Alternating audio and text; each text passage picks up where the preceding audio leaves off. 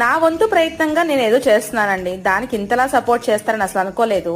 ఇల్లు హరిదిలో న్యూట్రిమిక్స్ స్టార్ట్ చేసినప్పటి నుంచి చాలా మంది మెసేజెస్ అడుగుతున్నారు, కాల్స్ చేస్తున్నారు, ఈ డౌట్స్ అనేవి చాలా రేస్ చేస్తున్నారు.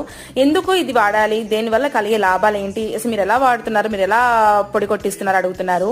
మేమైతే కనుక దినుసులు మొత్తం తెచ్చి ముందుగా వాటిని మొత్తాన్ని చెరిగి ఆ తర్వాత నీట్ గా వాష్ చేసి ఆరపెట్టేటప్పుడు కూడా పక్షులు కానీ దుమ్ము కానీ ధూళి కానీ ఆకులు కానీ ఏమి పడకుండా పైన క్లాత్ వేసి 3-4 రోజులు ఎండ పెట్టుకొని ఆ తర్వాత ఫ్రై చేసి పొడి కొట్టిస్తామండి.